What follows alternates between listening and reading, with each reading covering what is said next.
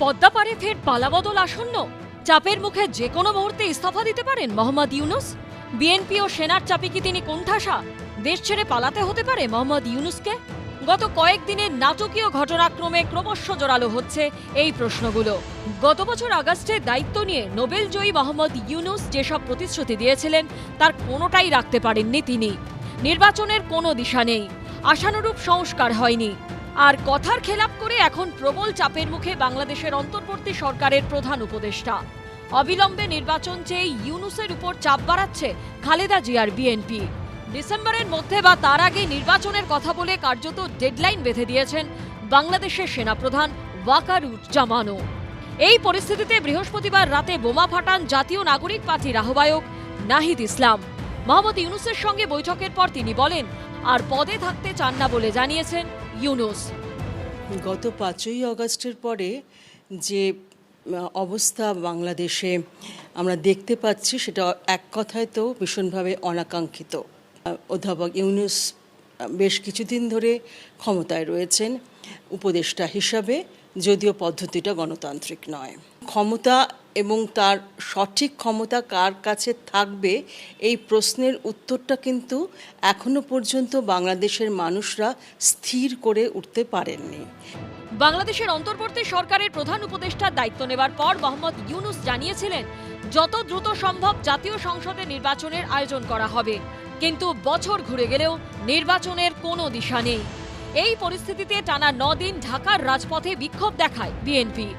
দেশের নিরাপত্তা উপদেষ্টা খলিলুর রহমানের পদত্যাগের দাবি তুলেছে তারা।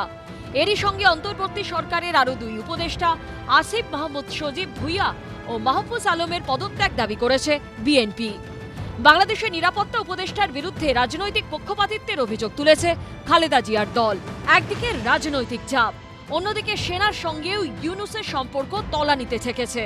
গত 9 মাসে বারবার সেনাপ্রধানের ক্ষমতা খর্ব করার চেষ্টা করেছে ইউনূস সরকার। কখনো জামাত ঘনিষ্ঠ অফিসার ফয়জুর রহমানকে লেফটেন্যান্ট জেনারেল ও কোয়ার্টার মাস্টার জেনারেল করে সেনাপ্রধানকে চাপে ফেলার চেষ্টা হয়েছে। কখনো লেফটেন্যান্ট জেনারেল কামরুল হাসানকে বাড়তি ক্ষমতা দিয়ে সেনাপ্রধানের দায়িত্বে হস্তক্ষেপ করা হয়েছে।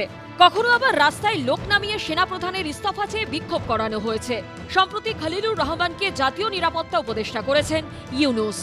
অভিযোগ এই কাজেও সেনাপ্রধানের মতে তোয়াক্কা করেননি তিনি। নানা ফৌজদারি মামলায় অভিযুক্ত খলিলুর বাংলাদেশের সঙ্গে আরও একটি দেশের নাগরিক। এবার ইউনূসের উপর পাল্টা চাপ বাড়াতে শুরু করেছেন সেনাপ্রধান ওয়াকারুজ্জামানও। চাঞ্চল্যকর এক বয়ানে তিনি সাফ জানিয়ে দিয়েছেন, বিদেশি নাগরিকেরা অন্তর্বর্তী সরকারে রয়েছে, তারা দেশবিরোধী কাজকর্ম শুরু করেছে। আমি সেনাপ্রধান থাকতে সে কাজ ওদের করতে দেব না। সেই সঙ্গে ইউনূস সরকারকে ডেডলাইন বেঁধে দিয়ে বলেছেন, আগামী ডিসেম্বরের মধ্যেই জাতীয় নির্বাচন হওয়া উচিত। প্রশ্ন উঠছে, এই প্রবল চাপের মুখেই কি পথ ছেড়ে পালিয়ে বাঁচতে চাইছেন ইউনূস?